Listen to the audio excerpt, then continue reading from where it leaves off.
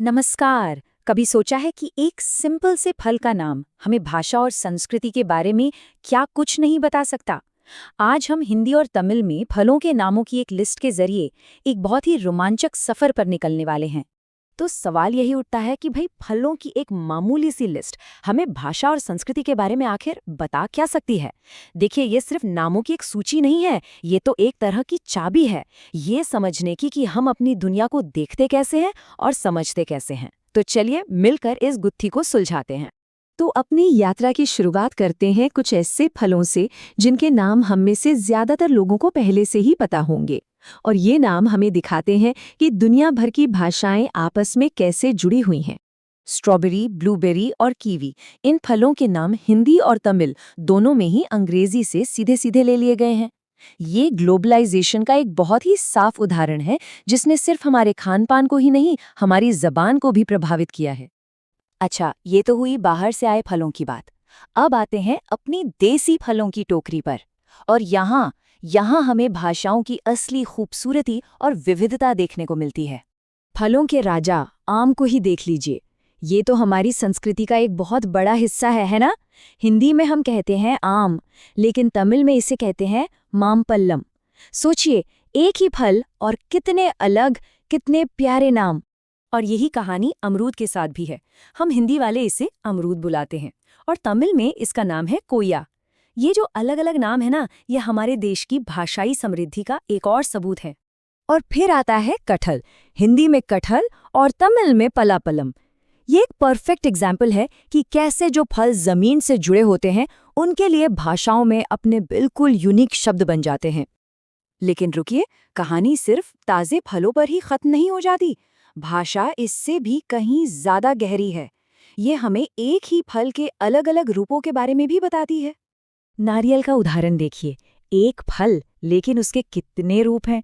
और कमाल की बात यह है कि हर रूप के लिए एक अलग शब्द है। जैसे ताजे नारियल को कहते हैं तेंगाय, नारियल पानी हो गया तन्नी, जब वो सूख जाता है तो बन जाता है कोपरा, और उसका तेल वो है तेंगाय एने। ये दिखाता है कि भाषा कितनी बारीक है। और यही चीज हमें ड्राई फ्रूट्स में भी देखने को मिलती है। जैसे किशमिश को तमिल में कहते हैं उलर द्राक्षाय और अंजीर को अतिपलम। पर यहाँ एक मजेदार बात है, बादाम जैसे कुछ नाम वो दोनों भाषाओं में सेम है, जो शायद इस तरफ इशारा करता है कि पुराने जमाने में व्यापार और कल्चर का कितना लेन देन होता होगा। अब एक बहुत ही दिलचस्प सवाल, क्या आपको पता है कि हमारी इस लिस्ट में कुछ ऐसे फल भी शामिल हैं जिन्हें हम और आप रोजमर्रा की जिंदगी में सब्जी मानकर खाते हैं? तो इन बहुरूपियों को पहचानने से पहले जरा ये समझ लेते हैं कि साइंस की भाषा में फल आखिर होता क्या है।